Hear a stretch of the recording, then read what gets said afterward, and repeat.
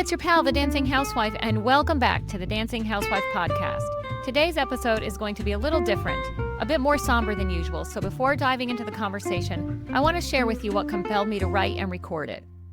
Like many people, I've been deeply shaken by the news of Charlie Kirk's assassination during a campus event at Utah Valley University on September 10th.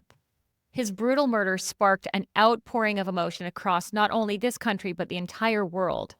There are tributes everywhere, merchandise memorializing his legacy and posts flooding social media, some filled with admiration and some with criticism and even hate.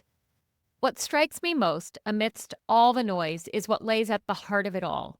Charlie Kirk had the courage to speak the truth, and he didn't just speak it, he lived it every day. That kind of courage is rare. Charlie's principles and beliefs were grounded in objectivity, but they were fueled by something even greater, deep love and respect for people, for this country, and the unwavering hope that we could once again find unity as one nation under God, indivisible, with liberty and justice for all. Maybe that's why so many of us feel this loss so personally, even though most of us have never met him. There's something profound about grieving someone you don't know. It reveals the weight of their influence, that their words, their courage, and their vision reached beyond proximity and touched something deeper in the human spirit. When we mourn like this, it's not just for the life that was taken, but for the voice that gave so many people hope, conviction, and the reminder that truth is still worth standing for. Some people were inspired by this, others were offended, but either way, people responded because Charlie Kirk lived boldly and unapologetically. His death has left me reflecting on this, and that's what I want to explore with you today. What it means to have the courage to speak the truth in our own lives, in our dancing, and in our communities. I also want to say this up front. I know this episode may feel polarizing. Some of you might disagree with me. Some of you may even choose to stop listening altogether, and that's okay. Because part of what I'm talking about today, having the courage to speak the truth, means being willing to risk criticism, to risk being misunderstood or even rejected. I can't ask you to live with that kind of courage if I'm not willing to do the same. So today, I'm choosing to speak what I know is true, even knowing it may cost me some listeners. Before we go further, let's pause and talk about what truth is and what it isn't. In our culture today, we often hear phrases like, "I'm speaking my truth," or "speak your truth."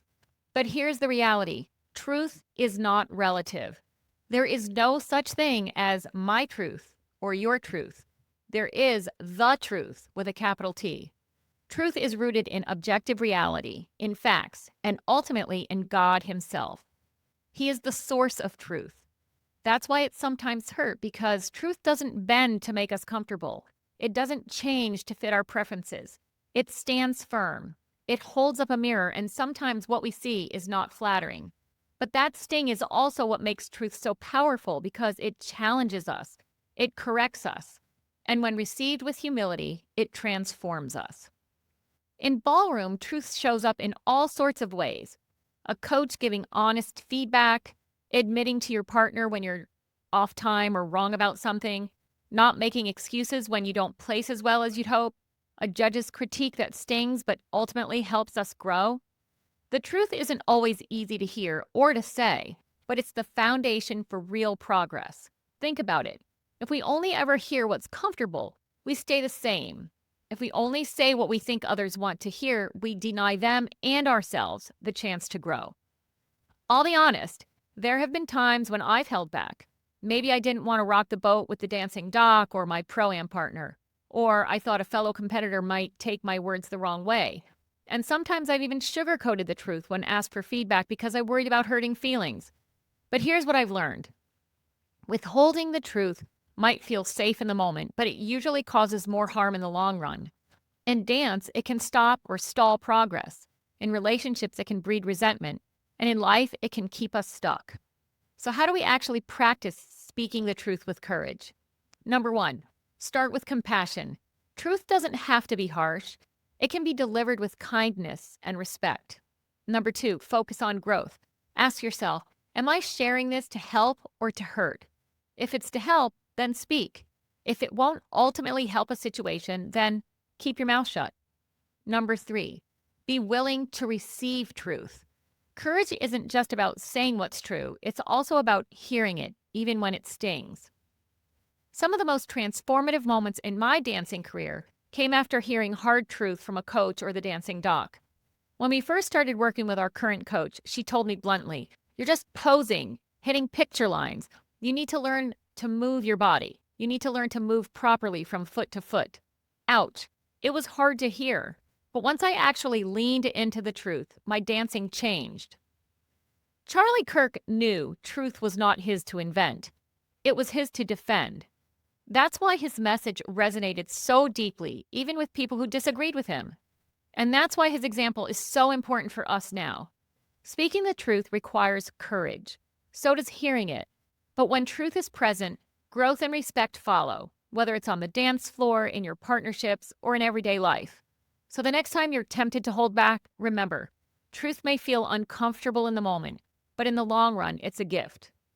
Have the courage to give it, and the courage to receive it, in the spirit of Charlie Kirk. As I reflect on Charlie Kirk's life and legacy, I can't help but see this played out in the biggest way possible. He spoke boldly, consistently, and unapologetically. It offended some, but it also inspired millions, and ultimately, it cost him his life. Charlie reminds us that the truth is worth living for and sometimes even worth dying for. May his example encourage us all to speak the truth with courage, love, and conviction. And may he rest in peace. Thanks for listening to this episode of the Dancing Housewife Podcast. If today's message resonated with you, share it with a fellow dancer or a friend who might need encouragement. Write a review, tap 5 stars, and don't forget to subscribe or follow us on social media so you never miss an episode. This is the Dancing Housewife signing off. And as always, happy dancing! That's all, folks.